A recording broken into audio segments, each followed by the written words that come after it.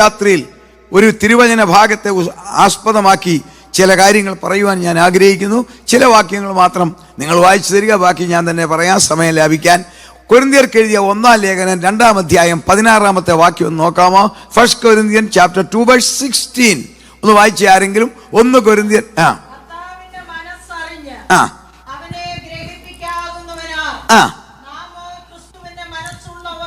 നാമോ ക്രിസ്തുവിന്റെ മനസ്സുള്ളവരാകുന്നു. സന്തോഷമുള്ളവർ കരങ്ങളെ ഓർത്ത് ദൈവത്തെ സ്തുതിച്ചേ. ദൈവമക്കളെ, ഞാൻ പറയാം, അമേരിക്കയിലും എല്ലാ രാജ്യത്തിലും ജോലിക്ക് അപ്പോയിന്റ്മെന്റ് ചെയ്ത് കഴിഞ്ഞാൽ ഒരാഴ്ചയോ 2 ആഴ്ചയോ ഓറിയന്റേഷൻ ഉള്ളതുപോലെ രക്ഷിക്കപ്പെട്ട ദൈവമക്കൾക്ക് സ്വർഗത്തിൽ പോകുവാനുള്ള ഓറിയന്റേഷന്റെ സമയമാണ് ഇത്. Pre rapture period. ഓറിയന്റേഷൻ നടക്കുന്നത് പോലെ സ്വർഗത്തിൽ പോകുവാൻ, തേജസ് പ്രാപിപ്പാൻ, അവന്റെ രൂപത്തോട് അനുരൂപപ്പെടുവാൻ, അവൻ പ്രത്യക്ഷനാകുമ്പോൾ അവനെ പോലെ അവനാകാനല്ല, അവനെ പോലെ ആകിത്തീരുവാൻ ഉള്ളതായ ഒരുക്കത്തിന് വേണ്ടി നൽകിയിരിക്കുന്ന ഏറ്റവും നല്ല സമയമാണ് ഇപ്പോൾ പ്രീ റാപ്ചർ പീരിയഡ്. അതിന് തീരാൻ പോകുക, അതെല്ലാം ക്ലോസപ്പ് ആകാൻ പോവുക. കാരണം മറ്റേ പുള്ളി വെളിപ്പെടാൻ ഇനി അധികം താമസമില്ല. അവനെ നോക്കിക്കേ, ശരിക്കും സൃഷ്ടിച്ചും കഴിഞ്ഞു. സോമാറ്റിക് സെൽ ന്യൂക്ലിയർ ട്രാൻസ്ഫറിൽ കൂടി ഇതാ ഒരുവൻ വരാൻ പോകുന്നു. അപ്പോൾ നമ്മുടെ തേജോമയനായ കർത്താവെ നമ്മെ ചേർക്കാൻ വരാൻ പോകുന്നു. അതിനു മുമ്പൊന്ന് ഒരുങ്ങി ബലപ്പെട്ടിരിക്കുവാൻ ക്രിസ്തുവിന്റെ മനസ്സുള്ളവരാകണം. ശാസ്ത്രലോകത്തിന്റെ ഉത്സവം, 7-ാം ഉത്സവം നടക്കുന്ന കാലത്താണ് നിങ്ങളും ഞാനും ജീവിക്കുന്നത്. നമ്മുടെ പിതാക്കന്മാരോ നമ്മുടെ മുൻഗാമികളോ കണ്ടിട്ടില്ലാത്ത എന്തെല്ലാം പരിപാടിയാ. ദൈവം തമ്പുരാൻ മനുഷ്യന്റെ മനസ്സിന് തന്നിരിക്കുന്നത് അതിർത്തികളില്ലാത്ത ഒരു അനുഗ്രഹം തന്നിട്ടുണ്ട്. എന്താന്ന് ചോദിച്ചാൽ ഭാവന. ആരും അറിയത്തില്ല ഭാവന. എന്ത് വേണേലും ഭാവിക്കാം, അല്ലേ? ഭാവന, ഇമാജിനേഷൻ. മനുഷ്യന്റെ ഭാവനയ്ക്ക് അപ്പുറത്ത ശാസ്ത്രം ഗുണങ്ങൾ കൊണ്ട് തന്നിരിക്കുന്നത്. ചിന്തിക്കാൻ പോലും മേലാത്ത ലോകത്തിലാണ് നമ്മൾ നിൽക്കുന്നത്. എന്തെല്ലാം പരിപാടികളാ. അതിന്റെ ഏറ്റവും ബെനിഫിഷ്യറീസ് ഒരുപക്ഷെ അമേരിക്കക്കാരായിരിക്കാം. കാരണം എല്ലാ കണ്ടുപിടുത്തങ്ങളും ഏറ്റവും ഉയർന്ന രീതിയിൽ അനുഭവിച്ചുകൊണ്ടിരിക്കുന്നവരാ. ഒരാളുമായിട്ട് സംസാരിക്കുമ്പം നാം സംസാരിക്കുന്ന വ്യക്തിയുടെ ചലനവും സംസാരവും ഫോട്ടോയും രഹസ്യമായി ഒപ്പിയെടുക്കത്തക്കവണ്ണമുള്ള ക്യാമറ ഘടിപ്പിച്ച ഫ്രെയിമുള്ള ഈ മെറ്റാ ഗ്ലാസ് ധരിച്ചവരെ നിങ്ങൾ കണ്ടിട്ടില്ലേ? നമ്മളറിയത്തില്ല. അവന്റെ ഗ്ലാസിനകത്തെ മെറ്റാ ഗ്ലാസിനകത്ത് ക്യാമറ വെച്ചിരിക്കുക, ഫ്രെയിമേൽ നമ്മുടെ സംസാരവും നമ്മളെ ഒപ്പിയെടുക്കുക, റെക്കോർഡ് ചെയ്യാൻ. നോക്കിക്കുക, എന്ത് ഭയങ്കര പരിപാടിയാ. അങ്ങനെ അങ്ങോട്ട് തുടങ്ങിക്കഴിഞ്ഞാൽ നോക്കിക്കേ, നിങ്ങൾ പലരും കയറി കാണും. ഏത് തിരക്കുള്ള റോഡിലും ഒരു ഡ്രൈവറും വേണ്ട, വേനോ കാർ പുറകിലിരുന്ന് പ്രോഗ്രാം ചെയ്ത നിർദ്ദിഷ്ട സ്ഥലത്ത് എത്തിക്കുന്ന ഡ്രൈവർ ഇല്ലാത്ത കാറിന്റെ ഉടമസ്ഥരും ചിലപ്പോൾ ഇതിനകത്ത് കാണും, അല്ലേ? സംഗതി മാറിയില്ലേ? അൺമാൻഡ് ഏരിയ ട്രാവൽ, ഒരു പൈലറ്റും ഇല്ലാത്ത ഹെലികോപ്റ്റർ. എന്തുവാ ലോകമായത്? നോക്കിക്കേ, ഗർഭം ധരിക്കുന്ന കുഞ്ഞ് ഭാവിയിൽ ആരാകണം? ഡോക്ടറാകണോ? നേഴ്സാകണോ? ശാസ്ത്രജ്ഞനാകണോ? ഗായകനാകണോ? കലാകാരനാകണോ? അതിനുള്ള ജീനിനുള്ള കുഞ്ഞിനെ സൃഷ്ടിക്കുന്ന ബയോണിക് ടെക്നോളജി മിനുക്കുപണി രൂപത്തിലായി കഴിഞ്ഞില്ലേ? ശാസ്ത്രത്തിന്റെ നേട്ടങ്ങൾ നല്ലതൊക്കെയാ, അല്ലേ? ക്യാൻസർ രോഗം വന്ന് ഈ ജരാനരകളെ പോലെ ബാധിച്ച ക്യാൻസർ രോഗിയുടെ കാർട്ടി സെല്ലെടുത്ത് വെളിയിൽ കൊണ്ടുവന്ന് റിപ്പയർ ചെയ്ത് പുട്ടുകുറ്റിയുടെ ആ പുട്ടൊക്കെ കളഞ്ഞ് പുട്ടുകുറ്റി ക്ലീൻ ആക്കുന്ന പോലെ കാർട്ടി സെല്ല് റിപ്പയർ ചെയ്ത് തിരിച്ചകത്ത് കയറ്റി നഷ്ടപ്പെട്ട ഓജസ്സും തേജസ്സും കൊടുക്കുന്ന സിസ്റ്റം ഹൂസ്റ്റണിൽ ഒരു ആശുപത്രിയുണ്ട്. അവിടുത്തെ ഒരു സഹോദരിയുടെ ജോലിക്ക് ചെയ്യുന്ന സഹോദരിയുടെ വന്നിട്ടുമുണ്ട്. Praise Lord. സണ്ണി ബ്രദറിന്റെ ഭാര്യ സിസ്റ്റർ മോളി. Praise Lord. എന്തൊരു അത്ഭുതങ്ങളാ. അതിനെ കടത്തി വെട്ടി വേറൊരു പരിപാടി 70-80 വർഷം, അത് അതിന്റെ പരിസമാപ്തി വന്ന് നിൽക്കുക. 70, 80, 90 എന്നെ പോലെയൊക്കെയാ ആ ജരാനരകൾ ബാധിച്ച് അനങ്ങാൻ മേലാതെ കിടക്കുന്ന പുള്ളിയുടെ ശരീരത്തിന്റെ ടെലിമറൈനെടുത്ത് വെളിയിൽ കൊണ്ടുവന്ന് വെച്ച് റിപ്പയർ ചെയ്ത് തിരിച്ചു കയറ്റി ടെലിമറൈസ് റിവേഴ്സ് ട്രാൻസ്ക്രിപ്റ്റേഴ്സ്. അതായത് 80-കാരനെ എന്ത് ചെയ്യുക? 18 ആക്കുക. നോക്കിക്കോണം, 80-കാരൻ കുണം പിടിക്കാത്ത 80-കാരനെ കൊണ്ട് പൊറുതിമുട്ടിയ ലോകമാ. അവനെ പിടിച്ച് 18 കൂടാക്കിയാലോ? നോക്കിയേ, ടെലിമറൈസ് റിവേഴ്സ് ട്രാൻസ്ക്രിപ്റ്റേഴ്സ് എന്ന ടെക്നോളജിയിൽ കൂടി ശരീരത്തിന്റെ ടെലിമറൈസ് ഡെൻഡ്രൈനും ഡ്രൈൻഡേറ്റും ഒക്കെ റിപ്പയർ ചെയ്ത് അടിച്ച് പൊളിച്ച് തിരിച്ചങ്ങോട്ട് കയറ്റി കഴിയുമ്പം ഇവൻ ആരാകുന്നു? 80-കാരൻ 18. പിന്നെ ഒരു 100 വർഷം ജീവിക്കുന്ന ലൈഫ് എക്സ്റ്റൻഷൻ സിസ്റ്റം. അതിന്റെ ഒടുവിലത്തെ അധ്യായത്തിൽ ലോകം നിൽക്കുന്നു. പുരോഗതിയുടെ എത്ര ഇതിഹാസങ്ങൾ വേണമെങ്കിലും പറയാം. ഒരു റെസ്റ്റോറൻറ്റിലും പോകാതെ, കിച്ചൺ ഓപ്പൺ ചെയ്യാതെ ഒരാഴ്ച ജീവിക്കാൻ വന്ന ഫുൾ ന്യൂട്രീഷൻ ഫുഡ് ക്യാപ്സ്യൂളാക്കി മാർക്കറ്റിൽ ഇതാ വരാൻ പോകുന്നു. 40 എണ്ണം മേടിച്ച് വെച്ചാൽ മതി ജോൺസൺ പാസ്റ്ററെ, 40 ദിവസം സൂപ്പർ പരിപാടി. എന്തെല്ലാം വികലമായ പരിപാടി! മനുഷ്യന്റെ ലൈംഗിക തൃഷ്ണയ്ക്ക് ശമനം വരുത്തുന്ന, നോക്കിക്കേ, റോബോട്ട് ലൈംഗിക ചാറ്റ് ബോട്ടുകൾ ഇറങ്ങിയില്ലേ? ഇതൊക്കെ സത്യമല്ലേ? പൊതുലോകത്തിന് ഈ സംഭാവനകളൊക്കെ കൊടുക്കുമ്പോൾ ദൈവമക്കളെ, നിൽക്കുന്നുവെന്ന് തോന്നുന്നവൻ വീഴാതിരിക്കാൻ സൂക്ഷിക്കണം. കാരണം ആ ലോകത്തിലാണ് നമ്മളും ജീവിക്കുന്നത്. സെക്സ്വൽ ചാറ്റ് ബോട്ടുള്ള ലോകത്തിൽ, സോമാറ്റിക് സെൽ ന്യൂക്ലിയർ ട്രാൻസ്ഫർ നടക്കുന്നിടത്ത് നമ്മളും ജീവിക്കുക. അപ്പോൾ നിൽക്കുന്നുവെന്ന് തോന്നുന്നവൻ വീഴാതിരിക്കാൻ സൂക്ഷിക്കണം. കാരണം ഏതു മനുഷ്യനെയും ക്രിസ്തുവിൽ തികഞ്ഞവനാക്കുവാൻ പരിശുദ്ധാത്മാവ് പ്രവർത്തിക്കും. ഏത് ആത്മീയനെയും താഴെ വീഴിക്കുവാൻ സാത്താൻ അവന്റെ തന്ത്രങ്ങളുമായി ഇറങ്ങിയിരിക്കുന്ന ലോകത്തിലാകയാൽ നിൽക്കുന്നുവെന്ന് തോന്നുന്നവൻ വീഴാതിരിക്കാൻ സൂക്ഷിക്കണം. ഈ ലോകത്തിലെ ഈ പറഞ്ഞ ശാസ്ത്രത്തിന്റെ ഉത്സവങ്ങളുടെ 7ാം ഉത്സവം നടക്കുന്നെങ്കിലും ഒരു പാർശ്വവീക്ഷണം നടത്തിയാൽ എത്ര ദുഃഖകരമാ! സമാധാനം ഉണ്ടോ ലോകത്തിന്? ദൈവമക്കളുടെ കാര്യമല്ല, ഭരണത്തലപ്പ് മുതൽ താഴെ തട്ടുവരെ സമാധാനം ഒരു മരീചികയല്ലേ? എംപ്ലോയർക്കും എംപ്ലോയിക്കും ഒരുപോലെ ടെൻഷനല്ലേ? 5 മണിക്കൂറെങ്കിലും ഉറങ്ങണമെങ്കിൽ ഹൈ ടോക്സിക് സ്ലീപ്പിംഗ് പിൽസിന്റെ ആവശ്യമുള്ള ഒരു തലമുറയല്ലേ ഇത്? നവീനമായ ട്രീറ്റ്മെന്റുകളൊക്കെ കണ്ടുപിടിച്ച് വൈദ്യശാസ്ത്രം വിജയത്തിന്റെ കൊടി ഉയർത്തുമ്പോൾ വൈദ്യശാസ്ത്രത്തെ വെല്ലുവിളിച്ചുകൊണ്ട് പേരുപോലും ഇടാൻ സാധിക്കുന്നതിന് മുൻപേ മരിക്കുന്ന പുതിയ രോഗങ്ങൾ അലറി മുട്ടിച്ച് വൈദ്യശാസ്ത്രത്തെ കൊഞ്ഞനം കുത്തുന്നില്ലേ? എന്തിന് $2 വിലയുള്ള സോപ്പിന്റെ കൊമളയെ അതിജീവിക്കാൻ മേലാത്ത ഒറ്റ വൈറസ് ലോകത്തെ പിടിച്ചു കുലുക്കിയോ? ദുഃഖകരമായ എത്ര അനുഭവങ്ങൾ! കുടുംബജീവിതമാകുന്ന മലയുടെ മുകളിൽ വിള്ളലുണ്ടായി, അതൊരഗ്നിപർവ്വതമായി പൊട്ടി. സ്നേഹം അനുഭവിച്ചിട്ടില്ലാത്ത പുതിയ തലമുറയാകുന്ന ലാവാപ്രവാഹം ലോകത്തിൽ. അഗ്നിപർവ്വതം പൊട്ടുമ്പോൾ ലാവ ഒഴുകുന്നത് പോലെ കുടുംബജീവിതം തകർന്ന് തരിപ്പണമായി. അതിനകത്തുനിന്ന് വന്ന അപ്പന്റെ സ്നേഹം, അമ്മയുടെ സ്നേഹം അറിയാത്ത, അല്ലെ അപ്പനേത് അമ്മ ഏതെന്നറിയാത്ത ഒരു തലമുറ തെരുവീതികളിൽ അലയുന്നില്ലേ? ലോകത്തിൽ തീവ്രവാദികളും കൊലയാളികളും രാഷ്ട്രീയ പരിവേഷത്തിൽ ആയിരങ്ങളെ കൊന്നു മുടിക്കുന്നില്ലേ? ശാസ്ത്രം ആകാശത്തെയും ശൂന്യാകാശത്തെയും പ്രപഞ്ചത്തെയും ഗാലക്സിയെ അങ്ങേ അറ്റത്ത് കിടക്കുന്ന സീകാറിനെയും വിൽപ്പൂളിനെയും എല്ലാം പഠിച്ചിട്ടും ശാസ്ത്രം പറയുക ചവിട്ടി നിൽക്കുന്ന ഭൂമി തീരാൻ പോകുക. ഒരു ഡോക്ടറോ ഒരു മെഡിക്കൽ സ്റ്റാഫോ സാധാരണ പേഷ്യൻസിനെ പരിശോധിക്കുമ്പോൾ എല്ലാ രാജ്യത്തിലും ഒരുപോലെ ബാധകമാ. 3 കാര്യം നോക്കും. 3 കാര്യം നോക്കി 3ഉം കുഴച്ചിലാണെങ്കിൽ സംഗതി തീർന്നെന്താ? പ്രൈമറിയാ BP. ആദ്യം നോക്കുന്ന BP അല്ലേ? രണ്ടാം നോക്കുന്നത് ബോഡി ടെമ്പറേച്ചർ. 3ആം നോക്കുന്നത് ഓക്സിജൻ ലെവൽ. ഇത് 3ഉം താഴെ പോയാലോ സംഗതി തീർന്നു. ഈ ഭൂമിയുടെ ഇത് 3ഉം പോയി. ഭൂമിയുടെ BP തീർന്നു. അപകടമാ. ഭൂമിയുടെ BPക്ക് സയൻസ് ഇട്ടിരിക്കുന്ന പേരാ ഷൂമാൻ റെസൻസ്. അവരുടെ BP അപ്പാരൻസിന്റെ പേരാ.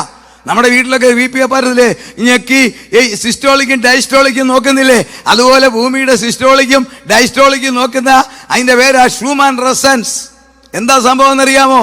ഈ ഭൂമിയുടെ അടിയിലുള്ള ജിയോ ഇലക്ട്രോണിക്കൽ മാഗ്നറ്റിക്കൽ വേവ്സിന്റെ ദിശ മാറി.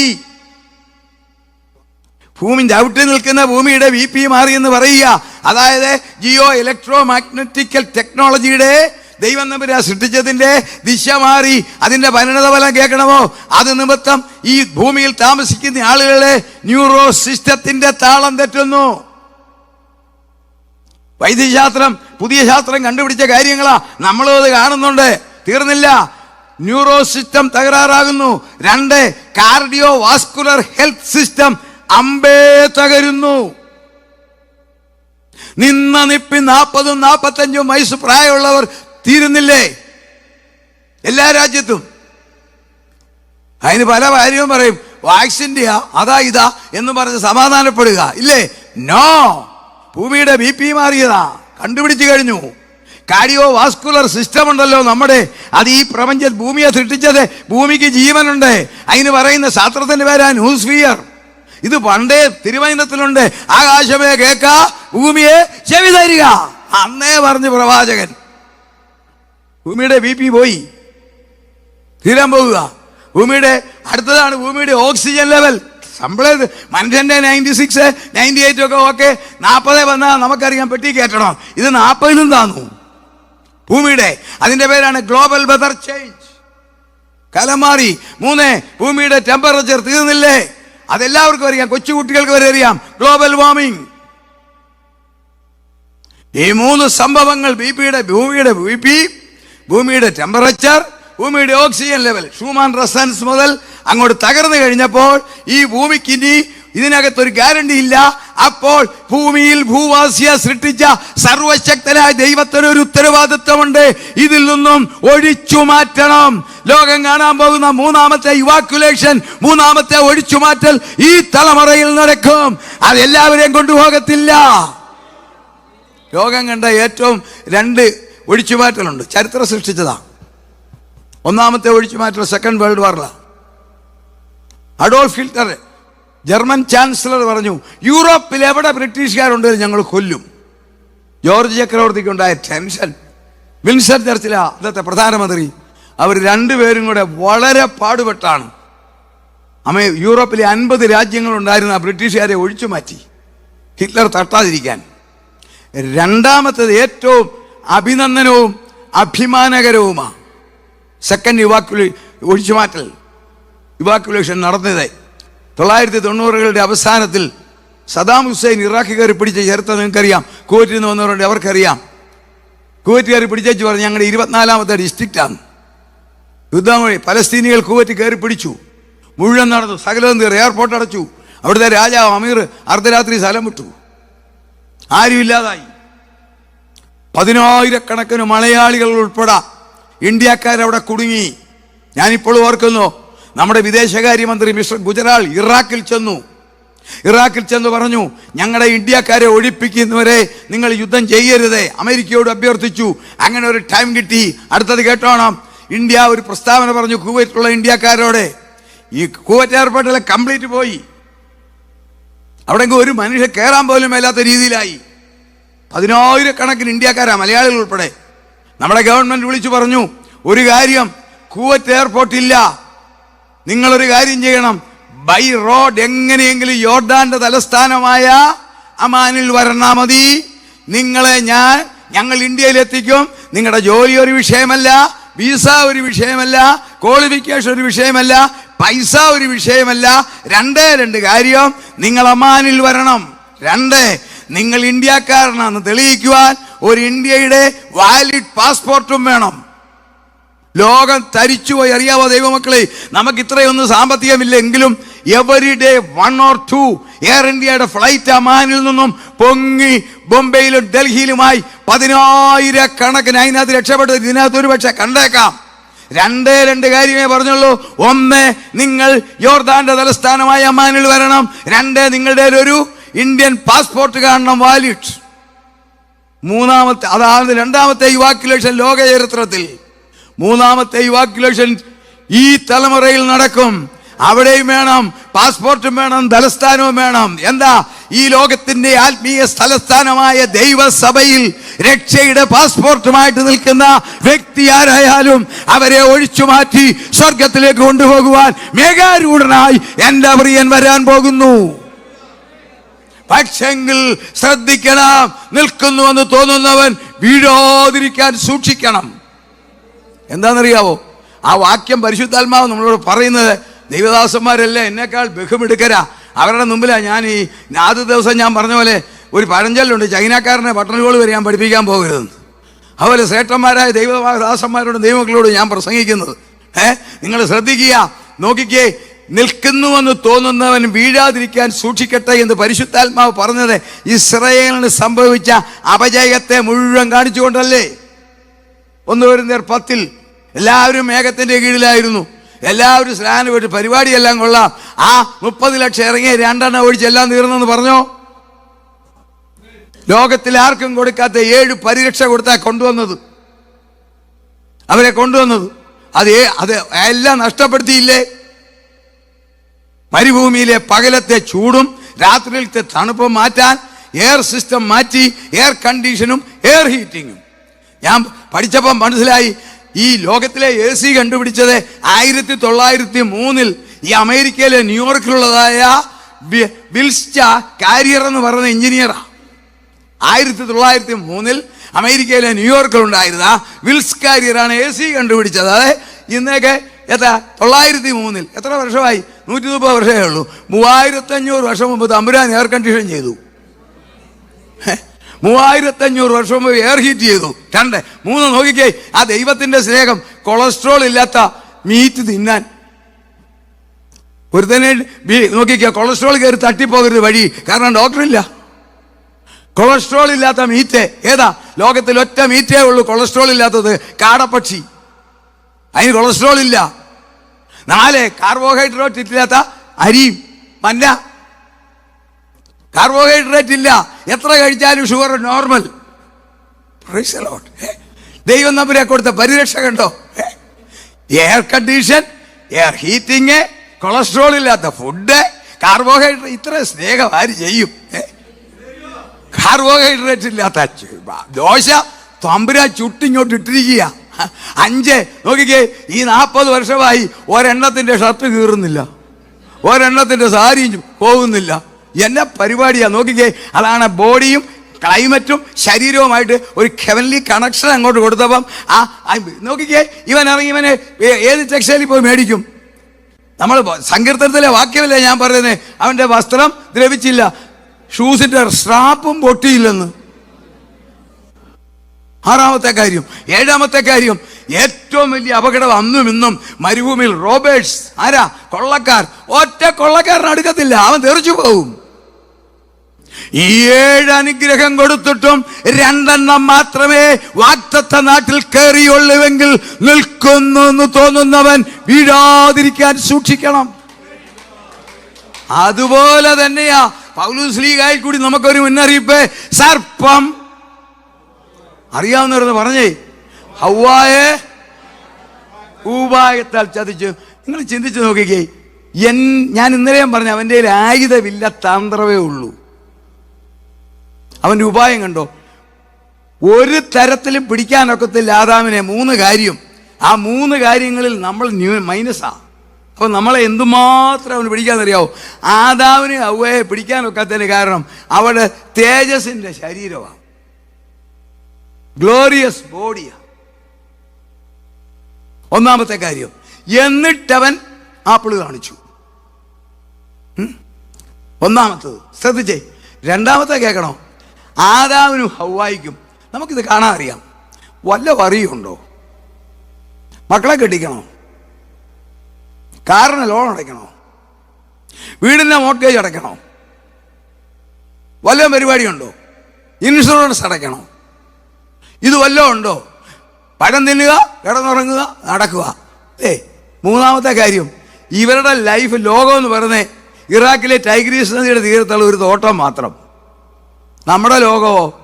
നിങ്ങൾ ഭൂഷണി, ഒരു മോൾ ഓസ്ട്രേലിയയിൽ, 2-ാമത്തത് ദുബൈയിൽ, 3-ാമത്തെ UK, അപ്പൻ കേരളത്തിൽ, അമ്മ ഡൽഹിയിൽ, അല്ലേ? അളിയൻ സിംഗപ്പൂരി. ലോകം മുഴുവൻ നമ്മുടേത്. ശരിയാണോ? അതാനുഭവായിക്ക് ഒരു വറിയില്ല, നമുക്ക് വറിയേ ഉള്ളൂ, അല്ലേ? ഒരു ദിവസം നേരം വെളുത്താൽ വൈകുന്നേരം വരെ 30-ാം തീയതി ബില്ലൊന്ന് എഴുതി തീർക്കണേ തന്നെ എത്ര മണിക്കൂർ എടുക്കും? ആദാനുഭവായിക്ക് വല്ല ബില്ലും എഴുതണോ? പേയ്മെന്റ് ഉണ്ടോ? ഇല്ല. ഇതൊന്നുമില്ലാതിരുന്നിട്ടും അവൻ ഒരാപ്പിളയിൽ ഒപ്പിക്കാൻ നോക്കിയെങ്കിൽ ഇത്രയും ചാൻസ് അവനുണ്ട് നമ്മളെ വീഴിക്കാൻ നോക്കും. പക്ഷെ പേടിക്കണ്ട, ആമീൻ, നമുക്കുണ്ടല്ലോ ക്രിസ്തുവിന്റെ മനസ്സുണ്ടെങ്കിൽ ഒന്നും സംഭവിക്കത്തില്ല. അവനെല്ലാ തന്ത്രങ്ങളും പയറ്റും. അവന്റെ തന്ത്രങ്ങൾ കാലാനുസരണം അവൻ പുതുക്കുക. നോക്കിക്കേ, ഇപ്പം നമ്മളെ വീഴിക്കാൻ ശ്രമിക്കുന്നത് പ്രധാനമായിട്ട് ഒന്ന്, ലോകമയത്വത്തെ കാണിച്ചുകൊണ്ട്, ലോകമയത്വത്തിന്റെ പെയിന്റ് എടുത്ത്, ലോകസുഖങ്ങളുടെ ബ്രഷ് കൊണ്ട് നമ്മളെ ബ്രഷ് ചെയ്ത് ലൗകികരാക്കാൻ ഒത്തിരി ശ്രമിക്കുന്നില്ലേ? ശ്രദ്ധിച്ച് നോക്കിക്കേ, നമ്മുടെ ജീവിതത്തിൽ, വസ്ത്രധാരണത്തിൽ, വീടിന്റെ കാര്യത്തിൽ എല്ലാം ഒരു ലൗകികത്വം കയറ്റിക്കൊണ്ടുവരാൻ ശ്രമിക്കുന്നുണ്ടോ? രണ്ട്, സാങ്കേതിക വിദ്യകളുടെ ആ അതിരുവിട്ട പോക്കുകൊണ്ട് ദൈവത്തെ വേണ്ടാന്നൊരു ചിന്ത വന്ന ഒരു തലമുറയല്ലേ? 4 ഇഞ്ച് നീളമുള്ള സൂത്രത്തിനകത്ത് എല്ലാം ഉണ്ട്, പിന്നെ എന്തിനാ തമ്പുരാനെന്ന് ചോദിക്കുന്ന ഒരു തലമുറയില്ലേ? അവന്റെ ടെക്നോളജി കണ്ടോ? മൂന്നാമത്തെ കാര്യം, ഏറ്റവും അവന്റെ ടെക്നോളജി നോക്കിക്കേ. ഈ ലോകത്തിൽ പ്രമുഖമായ 5 മതങ്ങളുണ്ട്. അതിൽ 4 മതങ്ങളെയും ഓപ്പൺ സപ്പോർട്ട് ചെയ്യുന്ന ഗവൺമെന്റ് ഉണ്ട്.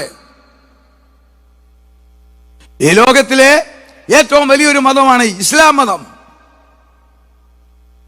അവരെ പൂർണ്ണമായിട്ട് സപ്പോർട്ട് ചെയ്യുന്ന നമുക്കറിയാം ഗവൺമെന്റുകൾ. 2, യഹൂദമതം. യഹൂദമതത്തെ 100% സപ്പോർട്ട് ചെയ്യുന്ന ഗവൺമെന്റ് ഓഫ് ഇസ്രായേൽ. 3, ബുദ്ധിസ്റ്റ്, കിഴക്കൻ രാജ്യത്തോട് ചേർന്ന് പൂർണ്ണ സപ്പോർട്ട്. 4, ഹൈന്ദവ മതം. ഇന്ത്യ ലോകത്തിലെ ഏറ്റവും വലിയ ഹൈന്ദവ മതം. ഗവൺമെന്റ് ഓഫ് ഇന്ത്യ നമുക്കറിയാം, ഹൈന്ദവ മതത്തെ ഫുൾ സപ്പോർട്ട്. ഈ 4 മതങ്ങൾ. എന്നാൽ 5ാമതൊരു മതമുണ്ട്. ലോകത്തിലെ ജനസംഖ്യയിൽ 45% ക്രിസ്ത്യൻസാ എന്ന് പറയാവുന്നേ ഉള്ളൂ. ക്രൈസ്തവ മതത്തെ പബ്ലിക്കായി സപ്പോർട്ട് ചെയ്യുവാൻ ഇന്ന് ഈ ലോകത്തിൽ ഒരു ഗവൺമെന്റും ഇല്ല. ഇൻഡിപെൻഡൻസിന്റെ പേരിൽ, നിഷ്പക്ഷതയുടെ പേരിൽ, സ്വാതന്ത്ര്യത്തിന്റെ പേരിൽ ക്രൈസ്തവ മതത്തെ ഞങ്ങൾ പ്രൊട്ടക്ട് ചെയ്യാം എന്ന ആംബിയറോടെ പറയുന്ന ഏതെങ്കിലും ഭരണകർത്താവുണ്ടോ? ഇല്ല. കാരണം തമ്പുരാന്റെ പരിപാടിയാ. നിൽക്കുന്നുവെന്ന് തോന്നുന്നവൻ ദൈവകൃപയിൽ നിൽക്കണം. അതിനാണ്, വേറെ സപ്പോർട്ടൊന്നും നമുക്ക് വേണ്ട. അതിനുള്ള എനർജിയാണ് പരിശുദ്ധാത്മാവിന്റെ ശക്തി. ആ ശക്തിയിൽ വേണം നമുക്ക് നിൽക്കാൻ. പരിശുദ്ധാത്മാവിന്റെ ശക്തി നിൽക്കേണ്ട കാര്യമല്ല. ആര് സപ്പോർട്ട് ചെയ്യേണ്ട? ഈ പ്രീ റാപ്ചർ പീരിയഡിൽ നമ്മുടെ നാളുകൾ വിശ്വസ്തോടെ തീർത്താൽ അവന്റെ പ്രത്യക്ഷതയിൽ രൂപമാറാൻ പോവുക. എങ്ങനെ നമുക്ക് നിൽക്കാം? അതിനാണ് ഈ ക്രിസ്തുവിന്റെ മനസ്സുള്ളവരാകേണ്ടത്. ക്രിസ്തുവിന്റെ മനസ്സുള്ളതിന് മുമ്പേ ആദ്യമേ നമ്മൾ ക്രിസ്തുവിനെ ഒന്ന് ധരിക്കണം. റോമാലേഖനം 13:14 നമുക്കറിയാം. ആകയാൽ നിങ്ങൾ കർത്താവായ, ഒന്ന് വായിച്ചേ 13 ഒടുവിലത്തെ വാക്യം ഒന്ന് വായിച്ചേ. 13:14. Put on the Jesus Christ. ക്രിസ്തുവിനെ ധരിക്കുക. ക്രിസ്തുവിനെ ധരിച്ചെങ്കിൽ മാത്രമേ ക്രിസ്തുവിന്റെ മനസ്സ് വരത്തുള്ളൂ. ദൈവമക്കളെ, നമുക്കറിയാം ഈ ലോകത്തിലെല്ലാം മോഡൽസ് ഉണ്ട്. മോഡൽസ്, പ്രത്യേകിച്ച് ടെക്സ്റ്റൈൽ രംഗത്താണല്ലോ ഈ മോഡൽ കൂടുതലും. എല്ലാ രാജ്യങ്ങളിലും മോഡലുണ്ട്. ഞാൻ വിചാരിക്കുന്ന ലോകത്തിലെ ഏറ്റവും നല്ല മോഡൽ കേരളത്തിലാണ്. ബെസ്റ്റ് മോഡൽ കേരളത്തിലാണ്. നിങ്ങളൊരു സാരി മേടിക്കാൻ ഒരു നല്ല ടെക്സ്റ്റൈൽ ഷോപ്പിൽ ചെന്ന് സാരി ഇഷ്ടപ്പെട്ടെങ്കിൽ അവിടെ നിൽക്കുന്ന സെയിൽസ് ഗേൾ മോഡലായിട്ട് അങ്ങോട്ട് മാറും അല്ലേ? നിങ്ങൾ അനുഭവിച്ചിട്ടില്ലേ? ആ സെയിൽസ് ഗേൾ എന്ത് ചെയ്യും? നമുക്ക് ഇഷ്ടപ്പെട്ട സാരി ഒരു 3 എടുത്ത് വെച്ചേ, അവൾ അതങ്ങോട്ട് ധരിപ്പിച്ചേ, അതല്ലേ അങ്ങോട്ട് ഫിക്സ് ചെയ്ത് ഒന്ന് കാണിക്കുമ്പം അകത്തൊരു വെപ്രാളം വന്നില്ലേ? ശരിയാണോ? അവളെ, ആ പെങ്കൊച്ചെ, അവളുടെ സെയിൽസ് ഗേളെ നമുക്ക് ഇഷ്ടപ്പെട്ട സാരി എടുത്താൽ ഉടനെ അവിടെ ആളുകളൊക്കെ നിൽക്കുന്നു, നമ്മളവിടെ നിൽക്കുന്നു, അമ്മാമ ഇരിക്കുന്നു, അച്ചായൻ പുറകെ നിൽക്കുന്നു, സംഗതിയൊക്കെ കൊള്ളാം. അച്ചായനെ നിർത്തത്തില്ല, അച്ചായനെ നിർത്തിക്കൊണ്ട് അമ്മാമ ഇരിക്കും. എന്തിനാ? സാരി നോക്കാൻ. ഉടനെ ഇവളെന്താ ചെയ്യും? അവിടെ മനഃശാസ്ത്രം കണ്ടോളം അവൾ ആ സാരി എടുത്തിട്ട് പറയും, ആൻറ്റി നോക്കിക്കോളാൻ പറഞ്ഞ് അവൾ ആ സാരിയുടെ നല്ല ഭാഗം എടുത്ത് എങ്ങോട്ടിടും? ഇതിലോ ഇട്ട് അതിലെ ഒരു ചുറ്റിച്ചെറ്റി നിൽക്കുമ്പോൾ അവൾ ആരായി? മോഡൽ. Yes, correct. നമ്മൾ ക്രിസ്തുവിനെ ധരിച്ചാൽ ക്രിസ്തുവിന്റെ മോഡലാണ്. ക്രിസ്തുവിനെ ധരിക്കണം. പ്രവചന ഭാഷയിൽ ഇയ്യോബ് പറയുന്നുണ്ട് എന്താണ് ധരിക്കേണ്ടതെന്ന്. ഇയ്യോബിന്റെ പുസ്തകം 29 14 വാക്യത്തേക്ക് നോക്കിക്കേ. പ്രവചന ഭാഷയിൽ അന്നേ പറഞ്ഞു, ഹല്ലേലൂയ. എന്താണ് ഈ മോഡൽ? വായിക്കാം. ഇയ്യോബിന്റെ പുസ്തകം 29:14. യെസ്, ഞാൻ നീതിയെ ധരിച്ചു, ആണ്ടോ, അതെന്റെ ഉടുപ്പാണ്. എല്ലാരും പരിഹസിച്ച് നിന്ദിച്ച് സ്വന്തം ഭാര്യ പോലെ ഒന്ന് ചത്തു തരാവോ അച്ചായാന്ന് ചോദിച്ചപ്പോഴായി പുള്ളി പറയുന്നത്, ഞാൻ നീതിയെ ധരിച്ചു, അതെന്റെ ഉടുപ്പാണ്. പുതിയ നിയമവിശ്വാസികളെല്ലാം ആരാ? പുരോഹിത വർഗമാ. അങ്ങനെയാണെങ്കിൽ 132 സങ്കീർത്തനത്തിന്റെ 9-ാം വാക്യത്തിൽ പറയുന്നു, അവന്റെ പുരോഹിതന്മാർ നീതി ധരിക്കട്ടെ. എവിടെയാണ് നീതി ധരിക്കേണ്ടത്? ആ ടെക്സ്റ്റൈൽ ഷോപ്പിലെ പെണ്ണ് സാരി ധരിച്ച് മോഡൽ ഗേൾ ആകുന്നത് പോലെ അനീതി നിറഞ്ഞ ലോകത്തിൽ, കുതികാല് വെട്ടുന്ന ലോകത്തിൽ, തേജോവധം ചെയ്യുന്ന ലോകത്തിൽ, ചതിവുള്ള ലോകത്തിൽ, വഞ്ചനയുള്ള ലോകത്തിൽ, ആവശ്യമില്ലാതെ കളിയാക്കുന്ന ലോകത്തിൽ, എതിർ നിൽക്കുന്ന ലോകത്തിൽ നീതിയോടെ ജീവിച്ചാൽ നമ്മൾ ആരായി? നീതിയുടെ വസ്ത്രം. അവന്റെ ക്രിസ്തുവിന്റെ മനസ്സുണ്ടാകാൻ പോവുക. ആ വസ്ത്രത്തിന്റെ മറ്റൊരു പ്രത്യേകത അറിയാമല്ലോ. വെളിപ്പാട് 19:7 കുഞ്ഞാടിന്റെ കല്യാണം വന്നു, അവന്റെ കാന്തയും തന്നെത്താൻ ഒരുങ്ങിയിരിക്കുന്നു, അവൾക്ക് ധരിക്കാൻ ശുഭ്രവും ശുദ്ധവുമായ, അറിയാൻ മേലെ വാക്യം ഒന്ന് വായിച്ച ആരെങ്കിലും? 19:7 റെവലേഷൻ 19:7.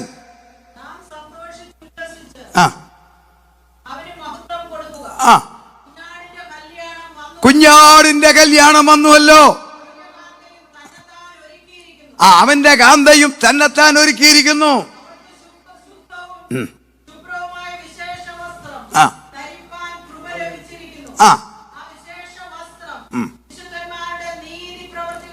ഇത് തന്നെയാ അയ്യോവ് പറഞ്ഞത്, ഞാൻ നീതി ധരിക്കുന്നു. സങ്കീർത്തനക്കാരൻ അതുകൊണ്ടാ പറഞ്ഞത്, അവന്റെ പുരോഹിതന്മാർ നീതി ധരിക്കട്ടെ. ദൈവമക്കളെ, ക്രിസ്തുവിന്റെ മനസ്സുള്ളവരായില്ലെങ്കിൽ ക്രിസ്തുവിനെ പോലെ ആകാനൊക്കത്തില്ല.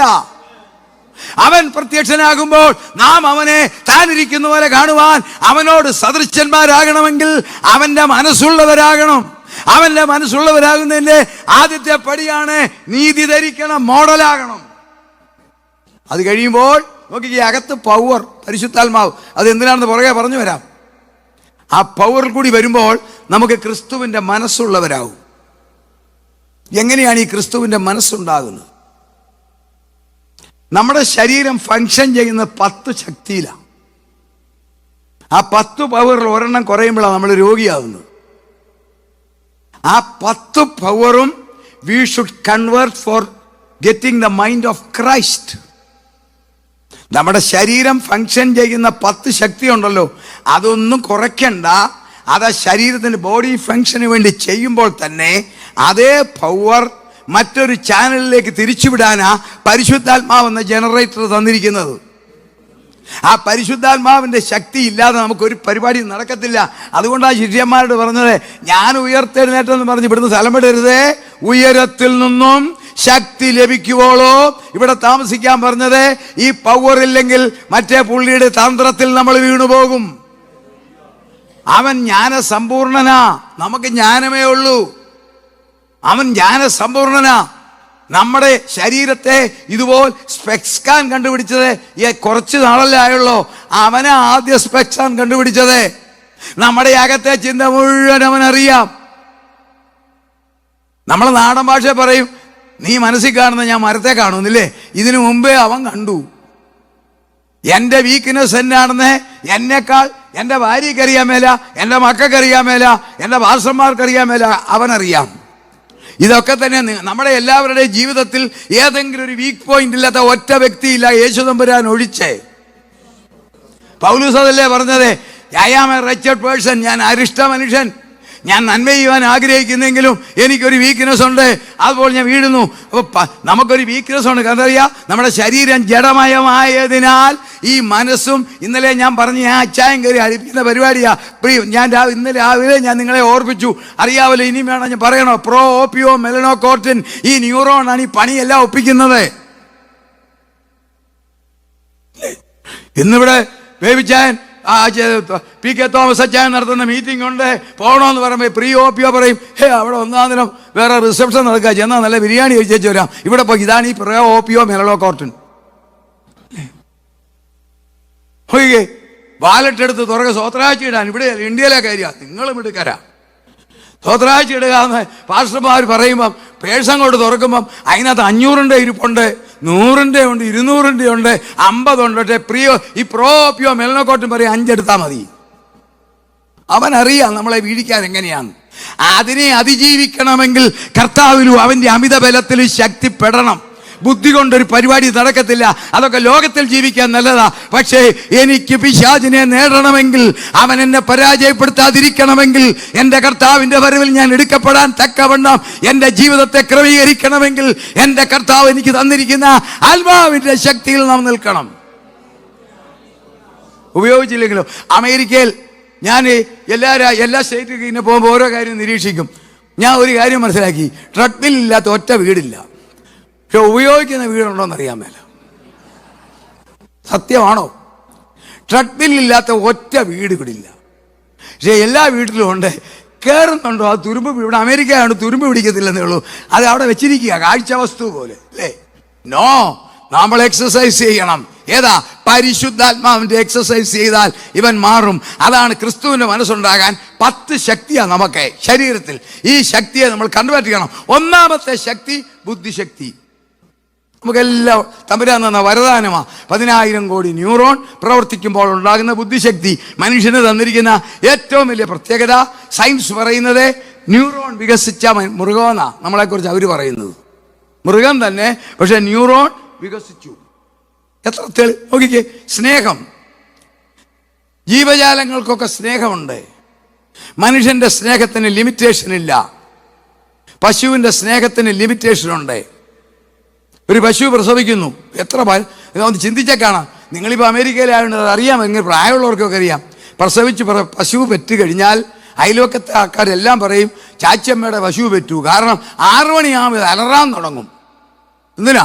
കുഞ്ഞിനെ കിട്ടാൻ, പാല് കുടിപ്പിക്കാൻ. കുഞ്ഞിനെ ഇറക്കി വിടും. എത്ര ഭയങ്കരമാണെന്നറിയാവോ? കുഞ്ഞിന് വഴിയൊന്നും ആരും പറഞ്ഞു കൊടുക്കണ്ട. കൃത്യം എവിടെയാണ് പാല് കിട്ടുന്നത് ഈ കുഞ്ഞിനറിയാം. ഏതാ? ഈ പശുവിൻ്റെ കുഞ്ഞിന് ഇല്ലേ? ചെന്ന് കുഞ്ഞങ്ങോട്ട് ചെല്ലുമ്പോൾ അതിൻ്റെ സ്നേഹം കണ്ടോ? അത് ഒന്നും ഉറങ്ങുകയല്ല, ശരീരം പ്രസ് ചെയ്യും. മുഴുവൻ മസിലും ഇങ്ങനെ എക്സ്പാൻഡ് ചെയ്യും. എന്തിനാ? മുഴുവൻ കുടിച്ചോളാൻ. എന്നിട്ട് തീർന്നില്ല, കിടാവിനെ എന്തു ചെയ്യും? ഞാൻ പെറ്റ കിടാവാന്ന് പറഞ്ഞ് കണ്ടോണ്ടിരിക്കുകയല്ല. നിങ്ങളാരും കണ്ടിട്ടില്ല. കണ്ടിട്ടുള്ളവർ പറ കിടാവിനെ എന്നാ ചെയ്യും? നക്കും സ്നേഹം. എത്ര നാളാ അതറിയാവോ? 9 മാസം. അടുത്ത പ്രസവത്തിന് ഹീറ്റിക്ക് വന്നാൽ പിന്നെ ചെല്ലുമ്പോൾ മസിലും പ്രസ് ചെയ്യത്തില്ല, നക്കത്തുമില്ല, കുത്തി ഓടിക്കും. ഇങ്ങോട്ടടുത്തേക്കരുതെന്ന് പറയും. അത് തന്നെ കോഴി അടയിരിക്കും. നിങ്ങളോട് ചോദിച്ച് നിങ്ങളെ കുറ്റപ്പെടുത്തുന്നില്ല, കാരണം ഇന്നത്തെ തലമുറയ്ക്ക് അറിയത്തില്ല. കേരളത്തിൽ അറിയാമല്ല, പിന്നാണോ ഇവിടെ? 21 ദിവസം അടയിരിക്കും. ഒരു കുഞ്ഞു വരുന്നു. ആ കുഞ്ഞിനെ കൊണ്ടു നടക്കുന്ന എന്നാ ടെക്നോളജിയാ! ഈ ലോകത്തിലെ ഈ യുദ്ധവീരന്മാർ റഡാർ കണ്ടുപിടിച്ച് എങ്ങനെയാ അറിയാം? റഡാറ് തള്ളക്കോഴിയെ കണ്ട അവരുടെ ബുദ്ധി വികസിച്ചു. ആകാശത്തിൽ പരുന്ത് വരും ഇവർ മനസ്സിലാക്കി ഒരു ശബ്ദം ഉണ്ടാക്കി കയറിക്കോളാൻ പറയും ചിറകിൻ്റെ കീഴിൽ. അവിടുന്ന് റഡാർ കണ്ടുപിടിച്ചത്. അങ്ങനെ കയറ്റിയിരുത്തും. എത്ര നാളെന്നറിയാവോ? വെറും 3 മാസമേ ഉള്ളൂ. അടുത്ത മുട്ടയിടാറാകുമ്പം എല്ലാത്തിനും ഓരോ കൊത്ത. മൂത്തതിനിട്ട് ഒരു കൊത്ത്, രണ്ടാമത്തെ കൊത്ത്, മൂന്നാമത്തെ എല്ലാം സ്ഥലം വിട്ടോളാൻ പറയും. നമ്മളോ മക്കളെ, കൊച്ചുമക്കളെ, പേരമക്കളെ എന്നാ സ്നേഹമാ! എന്താ കാര്യം? Praise the Lord. അതിന്റെ കാരണം നമ്മുടെ ബുദ്ധി വികസിച്ചു. ആ ബുദ്ധിയെ ലോകത്തിൽ ജീവിക്കാനുള്ളപ്പോൾ തന്നെ ക്രിസ്തുവിന്റെ മനസ്സുണ്ടാകാൻ ഡൈവേർട്ട് ചെയ്യുമ്പോൾ നമ്മൾ മിടുക്കരായി. വായിക്കാം കൊലോസ്യ ലേഖനം 3-ാം അധ്യായം 10-ാം വാക്യം വായിക്കാം. അവിടെയുണ്ട് എങ്ങനെ ചെയ്യണമെന്ന്. കൊലോസ്യർ 3:10.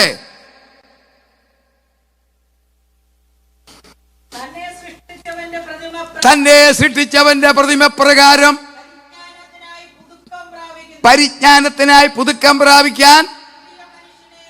കണ്ടോ, നമ്മുടെ ദൈവമക്കളെ, നമ്മുടെ ജ്ഞാനം, നമ്മുടെ പരിജ്ഞാനം ദൈവീക കാര്യത്തിലേക്ക് കൺവേർട്ട് ചെയ്യുമ്പോൾ നമ്മൾ ആരായെന്നറിയാമോ? ക്രിസ്തുവിന്റെ മനസ്സുള്ളവരാകും.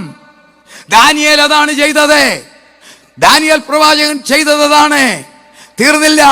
നോക്കിക്കേ, ഓരോ പഴയ നിയമത്തിലെ ഭക്തന്മാരെ എടുത്ത് നോക്കിക്കേ, അവരുടെ ജോസഫ് ചെയ്തത് അതാണ്. ബുദ്ധിയെ സ്വർഗീയത്തിലേക്ക് കൺവേർട്ട് ചെയ്തപ്പോൾ ബുദ്ധിമാന്മാരായി മാറി. ഒന്ന് ബുദ്ധിശക്തി. പരിജ്ഞാനത്തിനായി കൊടുക്കുക. രണ്ടാമത്തെ നമ്മുടെ ശക്തി നമ്മുടെ ഇമ്മ്യൂണൽ പവർ.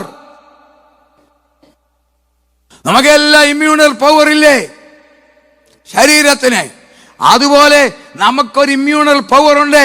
പാപത്തോട് പോരാടുന്നതിൽ പ്രാണത്യാഗത്തോളം എതിർത്ത് നിൽക്കണം. ക്രിസ്തുവിന്റെ മനസ്സ് വരണമെങ്കിൽ പാപത്തോട് പോരാടാൻ പ്രാണത്യാഗത്തോളം എതിർത്ത് നിൽക്കണം. പാപം നമ്മുടെ കൂടെയുണ്ട്, പാപം നമ്മുടെ ശരീരത്തിലുണ്ട്. പാപവും ഞാനുമായി 1 സെന്റിമീറ്റർ പോലും അകലമില്ല. പാപം എൻ്റെ ഒപ്പമുണ്ട്. പക്ഷെങ്കിൽ എനിക്ക് ഇമ്മ്യൂണൽ പവർ ഉണ്ട്. ആ പവർ എനിക്ക് സ്വർഗം തന്ന പരിശുദ്ധാത്മാവിന്റെ ശക്തിയല്ല. നമുക്കുള്ള ഇമ്മ്യൂണൽ പവർ രോഗത്തെ ഡിഫെൻഡ് ചെയ്യാൻ നമ്മൾ ഉപയോഗിക്കുന്നെങ്കിൽ, HV ഉപയോഗിക്കുന്നുവെങ്കിൽ, നമ്മുടെ സ്പിരിച്വൽ ഇമ്മ്യൂണൽ പവർ പാപത്തോട് പോരാടണം ദൈവമക്കളെ. പാപം അവൻ കൊണ്ടുവരുന്നത് നമ്മുടെ ക്യാരക്ടറും നമ്മുടെ സർക്കംസ്റ്റൻസും പഠിച്ചിട്ട് അതനുസരിച്ച. മലയാളത്തിൽ പറയും, രോഗി ഇച്ഛിച്ചതും വൈദ്യം കൽപ്പിച്ചതും പാല്. ഇത് തന്നെ നമ്മളുടെ മനസ്സിനെ എന്തുണ്ടോ വീക്ക്നെസ്, ആ വീക്ക്നെസ് ഉള്ള വസ്തു നമ്മുടെ മുമ്പിൽ കൊണ്ടുവരും. അത് അവൻ്റെ ടെക്നോളജി. അതിൽ നിന്നും നമുക്ക് ഒഴിഞ്ഞു മാറാൻ ഒക്കത്തില്ല. പക്ഷെ എങ്ങനെ ഒഴിഞ്ഞു മാറാം? അകത്തുള്ള പരിശുദ്ധാത്മാവിന്റെ ശക്തിയാൽ പറയണം, no, I will never commit this. അതാണ് ജോസഫ് പറഞ്ഞത്, എനിക്ക് നിന്നെ പേടിയില്ല, നിന്റെ ഭർത്താവിനെ പേടിയില്ല, ഇവിടുത്തെ ജോലിക്കാരെ പേടിയില്ല. I am fearing God. നോക്കിക്ക്, അദ്ദേഹം അതാ പറഞ്ഞത്, എനിക്ക് നിന്നെയല്ല പേടി, നിന്റെ ഹസ്ബൻഡിനെയല്ല, ഇവിടുത്തെ ദ്വാരപാലകരെയല്ല, ഇവിടുത്തെ സെക്യൂരിറ്റി അല്ല, ഞാൻ ദൈവത്തെ ഭയപ്പെടുന്നു. പാപം ചെയ്യാൻ, പാപം പ്രവർത്തിക്കാൻ, പാപത്തിലേക്ക് പോകാൻ സാത്താൻ വഴിയിൽ കൊണ്ടുവരുമ്പോൾ എനിക്ക് നിങ്ങൾക്കൊരു ഡിഫെൻഡിങ് പവർ വേണം. ഞാൻ ദൈവത്തെ ഭയപ്പെടുന്നതിനാൽ ഞാൻ അതിൽ നിന്നും മാറും ഇല്ല എന്ന് ധൈര്യത്തോടെ പറഞ്ഞാൽ ക്രിസ്തുവിന്റെ മനസ്സ്. മസിൽ പവർ നമുക്കെല്ലാം ഉണ്ടല്ലോ. ആ മസിൽ പവർ നമ്മൾ നടക്കാൻ ഉപയോഗിക്കും. ഇതുപോലെ തന്നെ ആത്മീയത്തിൽ നിങ്ങളുടെ മുമ്പിൽ വെച്ചിരിക്കുന്ന ഓട്ടം വിശ്വസ്തയോടെ ഓടണം. നാലാമത്തത്, ഞാൻ എല്ലാം പറഞ്ഞ ഒടുവിലത്തെ വിഷയം പറയാൻ ഒക്കത്തില്ലല്ലോ, ക്രിസ്തുവിന്റെ മനസ്സിന്റെ പ്രാക്ടിക്കൽ. നാലാമത്തെ നമ്മുടെ പവറാണ് കാഴ്ചശക്തി. പ്രായമാകും തോറും കാഴ്ചശക്തി കുറഞ്ഞ് കോൺകേവ് ലെൻസും കോൺവെക്സ് ലെൻസും എല്ലാം ഇതിൽ പ്രായം കഴിയുമ്പം കോർണിയയ്ക്കകത്തെ കുറയുമ്പോൾ നമ്മൾ ഇഞ്ചക്ഷൻ കൊടുക്കുന്നത് എന്തെല്ലാം പരിപാടിയാ. അങ്ങനെയാണെങ്കിൽ പരിശുദ്ധാത്മാവ് എന്താ പറയുന്നറിയാവോ? എഫേസ്യർ 1:17, ഹൃദയ ദൃഷ്ടി പ്രകാശിക്കണം. എപ്പോഴും നമ്മുടെ ഹൃദയത്തിലൊരു ദൃഷ്ടിയുണ്ട്, അത് പ്രകാശിക്കണം. അഞ്ചാമത്തെ കാര്യം കേൾവി ശക്തി. കേൾവി ശക്തിക്ക് ഇയർഫോൺ കിട്ടുന്നില്ലേ? അങ്ങനെയാണെങ്കിൽ യാക്കോബ് ശ്ലീഹ പറയുന്നു, വചനം വായിച്ചാ പോരാ, കേട്ടാ മാത്രം പോരാ, അത് പ്രവർത്തിക്കണം. ആറാമത്തെ പവർ ബ്രീത്തിങ് പവർ. ശരീരത്തിന്റെ ഒരു മിനിറ്റിൽ 15 to 20 ബ്രീത്തിങ് ഇല്ലേ, അവൻ പോക്കാ അല്ലേ? അപ്പൊ നമ്മുടെ ബ്രീത്തിങ് പവറാണ് പരിശുദ്ധാത്മാവ്. പരിശുദ്ധാത്മാവ് 7 കാര്യങ്ങൾക്കാ. ആരാധിക്കാൻ മാത്രമല്ല ദൈവമക്കളെ, പരിശുദ്ധാത്മാവ് സംഭ്രാൻ പൂർണ്ണസംഖ്യയായ 7 കാര്യങ്ങൾക്കാ വചനം പഠിച്ചാൽ. ഒന്നാമത്തെ കാര്യം, എൻ്റെ അലങ്കാര ഭാഷയെ പറഞ്ഞാൽ സാത്താന് കാണാനാ. ചന്ദ്രൻ ഭാഷയെ കാണുമ്പം, സൗകര്യെ കാണുമ്പം, ദൈവദാസ നിങ്ങളെ കാണുമ്പം സാത്താൻ അഭിഷേകം ഉണ്ട്, മനസ്സിലാവും ഇത് കളി വേറെയാന്ന്. അതാണ് എഫേസ്യ ലേഖനം 1:13 ഒന്ന് വായിച്ചാൽ കാണാം. എഫേസ്യർ 1:13 ഒന്ന് വായിച്ചേ. തൻ്റെ സ്വന്തം ജനത്തിന്റെ പുകഴ്ചയ്ക്കായി ഒന്ന് വായിച്ചേ. ആ ആ ആ ആ ആ ആ.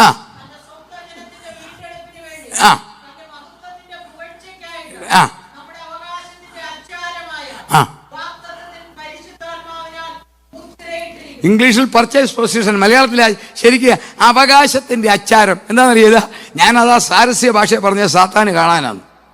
ഈ വാക്യം വായിച്ചാൽ എഫെസോസിലുള്ള ആളുകൾക്ക് ഇതിന്റെ അർത്ഥം ശരിക്കൊന്ന് മനസ്സിലാവും. എന്താ ചോദിച്ചാൽ, നിങ്ങൾ ചരിത്രത്തിന്റെ ഏടുകളിലേക്ക് പോയാൽ ഒരു സംഭവം കാണാം. എഫെസോസിൽ ഓരോ 3 മാസം ക്വാർട്ടർലി ഒരു ചന്തയുണ്ട്. എല്ലാ 3 മാസവും കൂടുമ്പോൾ ഫസ്റ്റ് മൺഡേ, ട്യൂസ്ഡേ 2 ദിവസം നീങ്ങുന്നൊരു ചന്തയുണ്ട്. ആ മാർക്കറ്റിന്റെ പേര് സ്ലേവ് മാർക്കറ്റ്, അടിമച്ചന്ത. ആഫ്രിക്കയിൽ മുഖ്യമായിട്ടും അടിമകളെ കൊണ്ടുവന്ന് ലൈനായിട്ട് നിർത്തും വിൽക്കാൻ. സ്ത്രീകളെയും പുരുഷന്മാരെയും എഫെസോസിൽ കൊണ്ട് നിർത്തും മാർക്കറ്റിൽ. യൂറോപ്പിലെ മുഴുവൻ രാജ്യങ്ങളിൽ നിന്നും അവിടെയാണ് വരുന്നത് പർച്ചേസ് ചെയ്യാൻ. അതാണ് അവിടുത്തെ ബിസിനസ്. ഈ പടിഞ്ഞാറൻ ഏഷ്യയിൽ നിന്നും യൂറോപ്പിൽ നിന്നും ചെല്ലും. അപ്പം അടിമയെ മേടിക്കാൻ ചെല്ലുക. മേടിക്കുന്ന ആൾ വീട്ടിൽ നിന്ന് ചിന്തിച്ചാൽ പോകുന്നത്, എൻ്റെ ജോലി, വീട്ടിലെ ജോലിക്ക്, അല്ലെ എൻ്റെ ഒട്ടകത്തെ നോക്കാൻ, എൻ്റെ ഫാമിനെ, അല്ലെ എന്തിനും ആയിക്കോട്ടെ, നമ്മുടെ കിച്ചൺ വർക്കിന് പറ്റിയ ഒരു അടിമ. ഇവരിങ്ങനെ പോയി അടിമകൾ ഇങ്ങനെ ലൈൻ, അതിന് നിയമമുണ്ട്. അടിമ 2 കൈയിൻ്റെ ഇങ്ങനെ വെച്ച് വേണം നിൽക്കാൻ. അവൻ്റെ വലത്തെ കാതിൻ്റെ മേളിലൊരു സൂത്രം ഇട്ടിട്ടുണ്ട്. ഈ റോഡിലൊക്കെ കാണാമല്ലേ സാത്താൻ്റെ അടിമകൾ ഇട്ടുകൊണ്ട് നടക്കുന്നത്. അടിമയുടെ ലക്ഷണമാ ഈ വലത്തെ കാതിൻ്റെ മേളിലൊരു കിഴിച്ച് സൂത്രം തൂക്കിയിടും. ഇങ്ങനെ നിൽക്കണം. അപ്പോൾ മേടിക്കാൻ ചെല്ലുന്ന, എനിക്ക് എല്ലാവരും പേര് അറിയാമല്ല, കുഞ്ഞപ്പി ഭാഷ ചെല്ലുന്നെന്ന് വിചാരിച്ചു മേടിക്കാൻ. പുള്ളിക്ക് ഒരു അടിമ വേണം. അപ്പോൾ അമ്മാമ്മ പറഞ്ഞു വിട്ടിട്ടുണ്ട്, ഇന്നതിനെ കൊണ്ടുവരാൾ, വല്ലതിനെ കൊണ്ടുവരരുത്, അവിടെ എവിടെയും പോയി നല്ലതിനെ കൊണ്ടുവരാവുള്ളൂ എന്ന് പറഞ്ഞിട്ടുണ്ട്. പൊറോട്ട ഉണ്ടാക്കാൻ അറിയാവുന്നതിനെ കൊണ്ടുവരാവുള്ളൂ.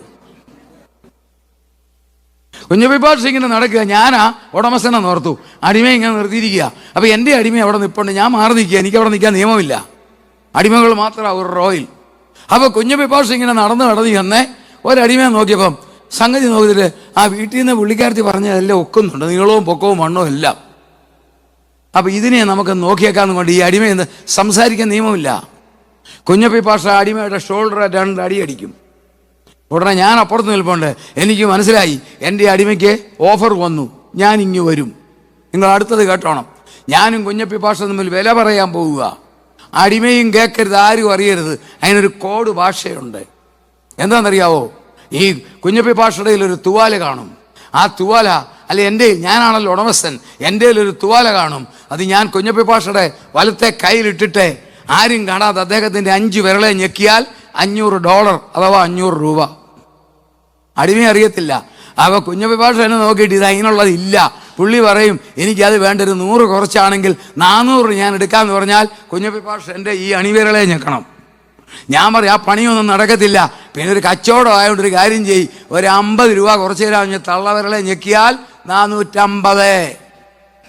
കുഞ്ഞപ്പി പാഷ പറഞ്ഞ്, ലാസ്റ്റ് എനിക്ക് വേണ്ട, ഞാൻ പോവുക അടുത്ത അടിമ നോക്കാൻ. പിന്നെ ഒറ്റ ഓഫർ, ഈ വിരളെ ഞെക്കും 425. ഉടനെ എനിക്ക് മനസ്സിലായി ഇനി കിട്ടുകയില്ല. ഉടനെ ഞാൻ ആ ടവലിനടിയിൽ കൂടെ അദ്ദേഹത്തിൻ്റെ 5 വിരളിലും പിടിച്ച് ഞെക്കിയാൽ 425 രൂപ ഡോളറിന് റുപ്പിക്ക് ഈ കച്ചവടം ഉറപ്പിച്ചു. അടുത്ത നടപടി എൻ്റെ പരിപാടിയാ. ഞാനൊരു ചെറിയ തുക അഡ്വാൻസ് അദ്ദേഹത്തിന് കൊടുക്കും. അവിടെ ടാക്സ് കളക്ട് ചെയ്യുന്നതിന് വെള്ള പെയിന്റും ബ്രഷും വെച്ചിട്ടുണ്ട്. അത് കുഞ്ഞപ്പി പാഷക്ക് കൊടുക്കും. ഞാൻ എടുത്തേ ആ കുഞ്ഞപ്പി പാഷ ബ്രഷ് എടുത്തിട്ട് ആ ബ്രഷിൽ ആ വെള്ള പെയിന്റ് മുക്കിയിട്ട് ഈ അടിമയുടെ നെറ്റിയിൽ കുഞ്ഞപ്പി പാഷയുടെ പേരിൻ്റെ ആദ്യത്തെ അക്ഷരം K എന്ന് എഴുതും. പിന്നെ ഈ അടിമ എവിടെ നിന്നോ ഒരു കുഴപ്പമില്ല. പിന്നെ ആര് വന്ന് നോക്കിയാലും ഈ K കണ്ടപ്പോൾ മനസ്സിലായി ഇത് വിറ്റുപോയി. അതിനിട്ട് വില പറയാൻ പിന്നെ ആരും പോകത്തില്ല. ഇതിനെ കണ്ടുകൊണ്ടാണ് പൗലോസ് ലീഗ പറയുന്നത്, നിങ്ങളുടെ അവകാശത്തിന്റെ അച്ചാരമായ പരിശുദ്ധാത്മാവിനെ തന്നിരിക്കുന്നു. എന്നിലും നിങ്ങളിലുള്ള അഭിഷേകം സാത്താൻ കണ്ടാൽ മനസ്സിലായി ഇത് തമ്പുരാൻ രക്തം കൊണ്ട് വിലക്കെടുത്ത് പോയി. ഇത് തമ്പുരാൻ രക്തം കൊണ്ട് വിലക്കെടുത്ത് പോയതാണ്. ഇതിനെ വിലക്കെടുത്ത സഹോദരി, നിന്നെ വിലക്കെടുത്തതാ. സഹോദര, നിന്നെ വിലക്കെടുത്തതാ. അതിന്റെ അഡ്വാൻസ് തന്നിരിക്കുക. അവന് മനസ്സിലായി ഇനി കളി നടക്കത്തില്ല, പിന്നെ തന്ത്രവും കൊണ്ട് വരത്തുള്ളൂ. ഒന്നാമത്തെ കാര്യം അതാണ്, സ്വന്തം ജനത്തിന്റെ പുകഴ്ചയ്ക്കായി അവകാശത്തിന്റെ അച്ചാരമായ വാഗ്ദത്തത്തിൻ പരിശുദ്ധാത്മാവ്. രണ്ടാമത്തേതാ, പരിശുദ്ധാത്മാവ് നിങ്ങൾക്ക് വരുമ്പോൾ ശക്തി ലഭിച്ചിട്ട് എൻ്റെ സാക്ഷികൾ. ഈ സൈൻ ബോർഡിനും കൊണ്ടൊക്കെ പോകാനുള്ള ആർജവം എവിടുന്ന് കിട്ടി? ആ സഹോദരൻ ഈ ട്രാക്റ്റും കൊണ്ടുവരാനുള്ള ആർജവം എവിടുന്ന് കിട്ടി? പരിശുദ്ധാത്മാവിന്റെ ശക്തി. മൂന്നാമത്തേതാണ് ആത്മാവിലും സത്യത്തിലും ആരാധിക്കാൻ. നാം ആരാധിക്കുന്നത് ഫിലിപ്പിയർ 3:3 ദൈവത്തിന്റെ ആത്മാവ് എൻ്റെ ആത്മാവിനെ പ്രേരിപ്പിക്കുക ആരാധിക്കാൻ. മൂന്നാമത്തെ കാര്യം പരിശുദ്ധാത്മാവ്. നാലാമത്തെ കാര്യം എന്തറിയാവോ? ഇന്നലെ ഞാൻ ചിന്തിച്ചതാ, പരിശുദ്ധാത്മാവ് നമ്മളെ വഴി നടത്തും. അഡ്വൈസിങ്. ദൈവാത്മാവ് നടത്തപ്പെടുന്ന എവരും ദൈവത്തിന്റെ മക്കൾ. നമ്മളെ പരിശുദ്ധാത്മാവ് അഡ്വൈസിന് കൂടെയുണ്ട്. പക്ഷെ നമ്മൾ പരിശുദ്ധാത്മാവിന്റെ അഡ്വൈസ് കേൾക്കാതെ ഗൂഗിളിന്റെ പുറകെ പോയാലേ അപകടം. പരിശുദ്ധാത്മാവ് നടത്തും. ഏത് കാര്യത്തിനാ ദൈവമക്കളെ പരിശുദ്ധാത്മാവ് ആലോചന? ക്രിസ്തുവിന്റെ മനസ്സുള്ളവരാണോ? ജോലിയാണോ, വിവാഹമാണോ, ട്രീറ്റ്മെന്റ് ആണോ, സാമ്പത്തികമാണോ, എന്ത് കാര്യത്തിനും പരിശുദ്ധാത്മാവ് നമ്മളോട് ആലോചന പറഞ്ഞു തരും. അഞ്ചാമത്തെ കാര്യം, to maintain a successful Christian life. വല്ലച്ചാതെയും ജീവിക്കാനല്ല, ക്രിസ്തുയേശുവിനെ ജയോത്സവമായി നടത്തുന്ന ദൈവത്തിന് സ്തോത്രം. I can do all things through Christ who strengthens me. എന്നെ ശക്തനാക്കുന്നവന് മുഖാന്തരം സകലത്തിലും ഞാൻ മതി. അഞ്ചാമത്തെ കാര്യം അതാ, നമ്മൾ ജയജീവിതം നയിക്കാനുള്ളവരാ. സെക്കുലർ ലോകത്തിൽ നിങ്ങൾ മിടുക്കരായിട്ട് മാറണം. നിങ്ങൾ സെക്കുലർ ലോകത്തിൽ മിടുക്കരായിട്ട് മാറണം. പച്ച മലയാളത്തിൽ പറഞ്ഞ പെന്തിക്കോസുകാരൻ ജോലി ചെയ്യുന്ന സ്ഥാപനം അനുഗ്രഹിക്കപ്പെടണം. കാരണം അഭിഷേകമുള്ളവൻ അവിടെ ജോലി ചെയ്യുന്നത്. നിങ്ങൾ ജോലി ചെയ്യുന്ന പേഷ്യൻ, നിങ്ങളൊരു ട്രീറ്റ്മെന്റ് ചെയ്യുന്ന മെഡിക്കൽ വിമൺ ആണോ, ഗേളാണോ, നിങ്ങൾ ഇഞ്ചക്ഷൻ കൊടുത്ത മരുന്നല്ല, നിങ്ങളിൽ വ്യാപരിക്കുന്ന പരിശുദ്ധാത്മാവിന്റെ ശക്തി ആ രോഗിയിലേക്ക് ചെല്ലുമ്പോൾ അവൾക്ക് ഡിവൈൻ ഹീലിംഗ്. ജയകരമായ ജീവിതം നയിക്കാനാ. ആറാമത്തെ കാര്യം, പരിശുദ്ധാത്മാവ് വന്നിരിക്കുന്നത് സാത്താനോട് പോരാടാനാ. പിശാചിനോട് എതിർത്ത് നിൽപ്പീൻ, എങ്കിൽ അവൻ നിങ്ങളെ വിട്ട് നടന്നു പോകുമെന്നല്ല. അപ്പൊ വാസ്തവത്തെ പേടിയാർക്കാ? അവനാ. പക്ഷെ നമ്മളീ പലർക്ക് പേടി അവനെയോ. അവനാരാ? നമ്മുടെ കർത്താവ് ആരാ? യഹൂദ ഗോത്രത്തിലെ സിംഹം. അവനോ അലറുന്ന സിംഹം എന്ന പോലെ ഫെയ്ക്കാ, വെറും ഫെയ്ക്കാ. സാത്താ ചുമ്മാതെ അതും പറഞ്ഞ് പേടിപ്പിക്കുക. അവന്റെ പല്ലില്ലാത്തവനാ. അവന്റെ പല്ല് കർത്താവ് 2000 വർഷം മുമ്പ് പറിച്ചെന്നേ, ഇപ്പം വെപ്പുമല്ല. ആർട്ടിഫിഷ്യൽ തീറ്റ അവൻ്റെത്. പറഞ്ഞു താഴെ പോകും. അഭിഷേകമുള്ളതെന്ന് മത്സിച്ച് നോക്കിക്കേ, ഒരു പ്രശ്നവും ഉണ്ടാകത്തില്ല. ധൈര്യത്തോടെ പറയാം, പിശാചിനോട് എതിർത്ത് നിൽക്കണം. ലോകത്തിലെ യുദ്ധ ചക്രവർത്തിമാർക്ക് ആ പ്രൊവിഷൻ ഇല്ല, ഭരണകർത്താക്കൾക്കില്ല, പ്രഭുക്കന്മാർക്കില്ല, ന്യായാധിപന്മാർക്കില്ല. അഭിഷേകമുള്ള ദൈവമക്കൾക്ക് സാത്താനോട് എതിർക്കാം. ഈ അവനെ ഞാൻ രസകരമായൊരു സംഭവം പറയാം. 5-10 മിനിറ്റുണ്ട്. അവൻ ആരാ? എൻ്റെ ജീവിതത്തിൽ ഞാൻ നേരിട്ട് അനുഭവിച്ചൊരു കാര്യമാണ്. ഞങ്ങളുടെ കോട്ടയം ടൗണിൽ, കോട്ടയംകാരനാണ് സണ്ണി ബ്രോക്കറൊക്കെ, അദ്ദേഹത്തിനൊക്കെ അറിയാം. കേക്കാറുള്ള ഒരു ജുവലറി ഉണ്ട്, ജോസ്കോ ജുവലേഴ്സ്. ഇന്നും അതുണ്ട്. എൻ്റെ പൊന്നെ, ഞാൻ ഇന്നത്തെ കാര്യമല്ല, ഒരു 10-30 വർഷം മുമ്പുള്ള കാര്യമാണ്. അതിൻ്റെ വാതിൽക്കുള്ള ഒരു സെക്യൂരിറ്റി നിൽക്കുമായിരുന്നു.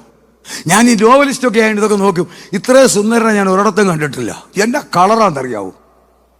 അവൻ്റെ ആ നിറം കണ്ട ആരും നോക്കും. അത്ര കളർ.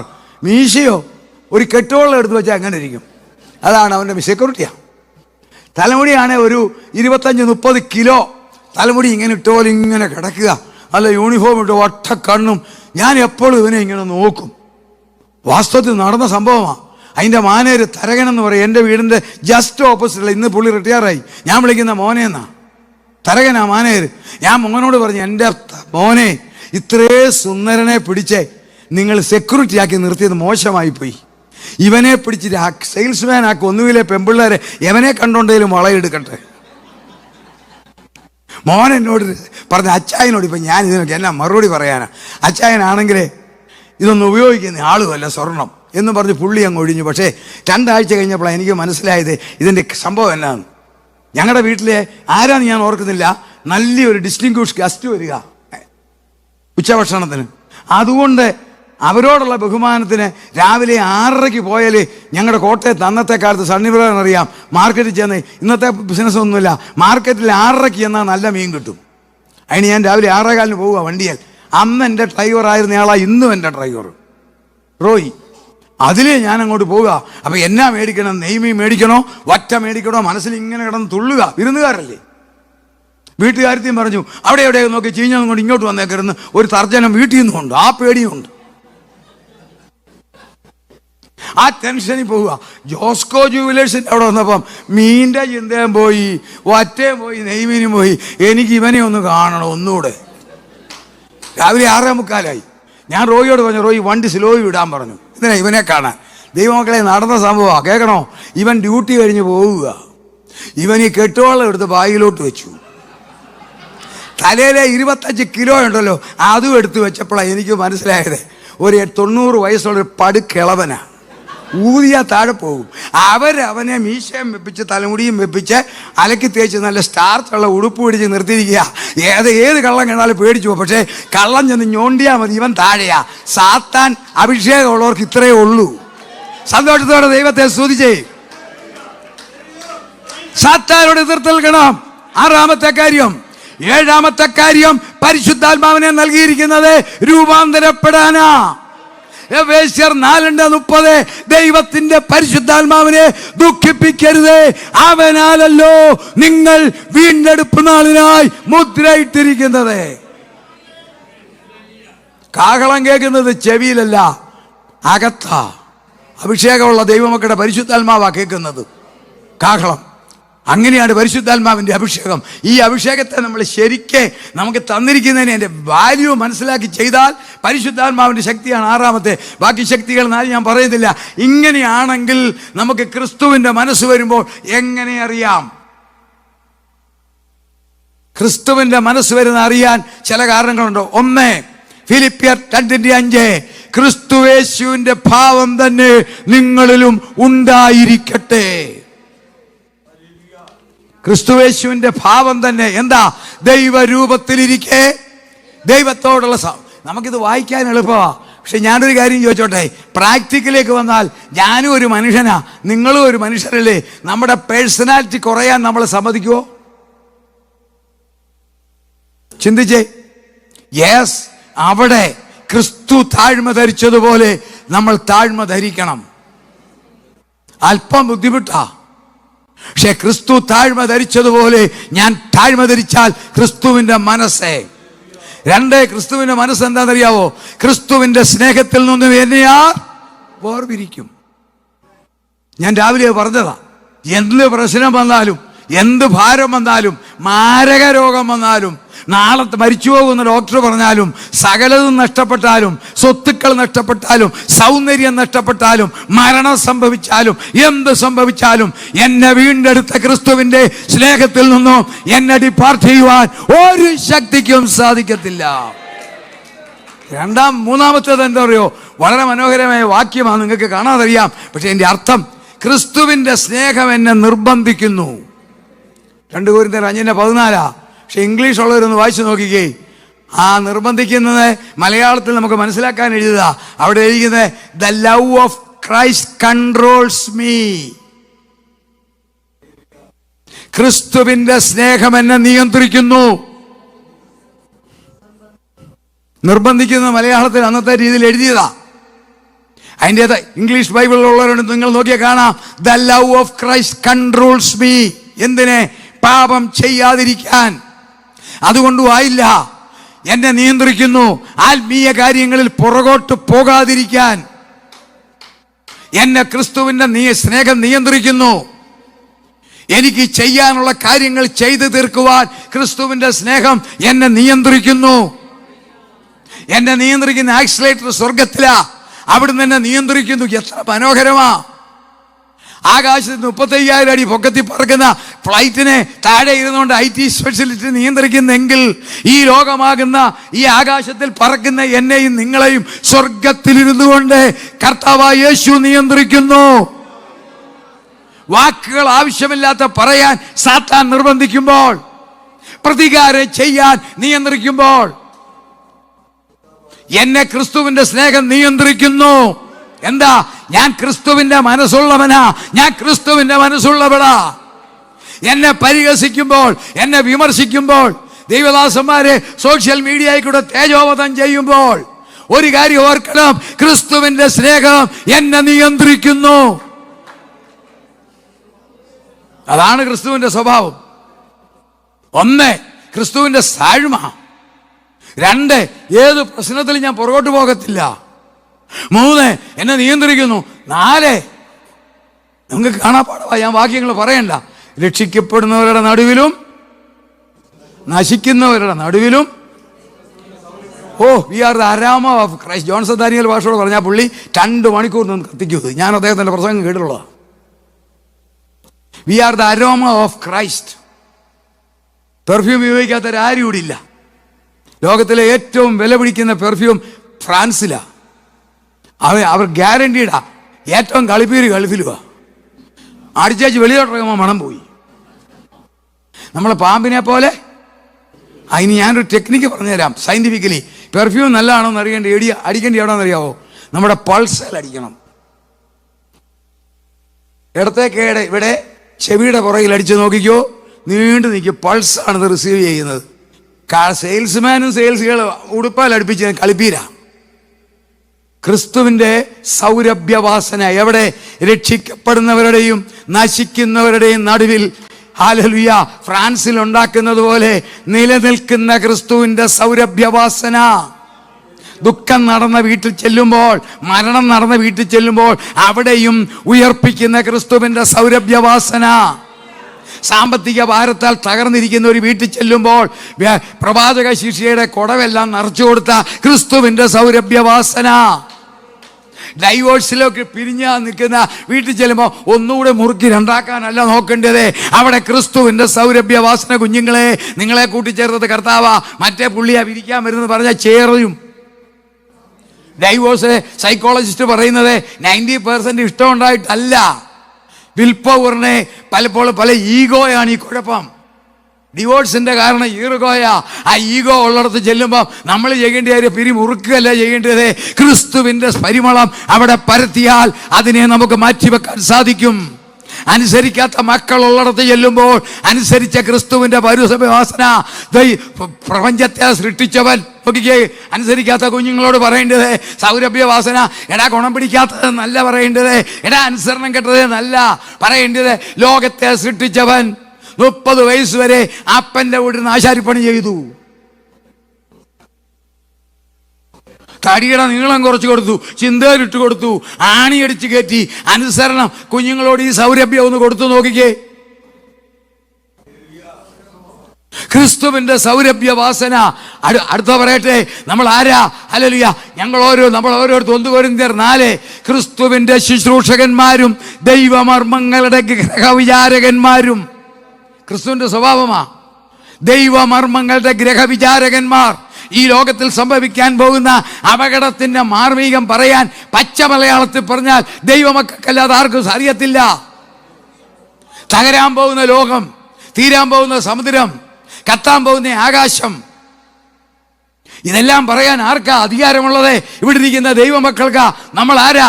ദൈവീക മർമ്മങ്ങളുടെ ശുശ്രൂഷകന്മാരാ, ഗ്രഹവിചാരകന്മാരാ. ഒടുവിലായി പറയട്ടെ, we are the ambassadors of Christ. നമ്മൾ ഓരോരുത്തർ ക്രിസ്തുവിന്റെ സ്ഥാനാപതികൾ. 2 കൊരിന്ത്യർ 5:20. എന്താ? 2 രാജ്യങ്ങൾ തമ്മിൽ യുദ്ധം ചെയ്യും. യുദ്ധം ഡിക്ലെയർ ചെയ്താൽ ആദ്യം ചെയ്യുന്ന പരിപാടി അംബാസഡേഴ്സിനെ മാറ്റും. കഴിഞ്ഞ കണ്ടില്ലേ? കുവൈറ്റിൽ കൊണ്ടുപോയി വീണ്ടും ഇറാൻ ഡ്രോൺ അടിച്ചു, കുവൈറ്റ് എയർപോർട്ടിൽ അടിച്ചു, തകർത്തു.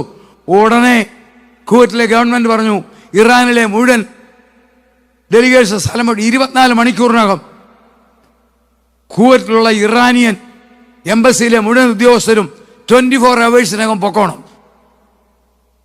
അവിടെ ഓർഡർ ഇട്ടു കുവൈറ്റിൽ. കഴിഞ്ഞ ആഴ്ച നിങ്ങൾ പേപ്പർ വായിച്ച് കാണും. ഈ കഴിഞ്ഞ ആഴ്ച നടന്ന സംഭവമാണ്. കുവൈറ്റ് എയർപോർട്ടിൽ വീണ്ടും കൊണ്ട് ഡ്രോൺ. അവരോടനെ പറയും ഞങ്ങളുടേതല്ല, അമേരിക്കയുടെ വഴിതെറ്റി വന്നാൽ. ഒരു ഡ്രോണും വഴിതെറ്റിയൊന്നും വരത്തില്ല. അവരുടനെ വിളിച്ചു പറഞ്ഞു മുഴുവൻ കുവൈറ്റിലെ ഉള്ള ഇറാനിലെ ഉദ്യോഗസ്ഥർ സ്ഥലം വിട്ടു.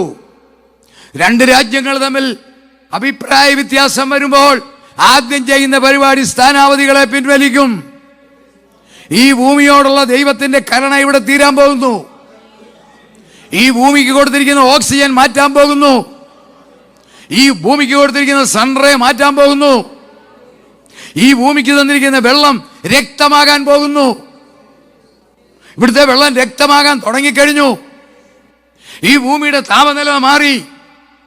അപ്പോൾ സ്വർഗം നോക്കുന്നത് കർത്താവിന്റെ സ്ഥാനാപതികളുടെ അംബാസഡേഴ്സ് നമ്മളെ വിളിക്കാൻ പോകുന്നു. ആ വിളി കേൾക്കണമെങ്കിൽ ക്രിസ്തുവിന്റെ മനസ്സുള്ളവരാകണം.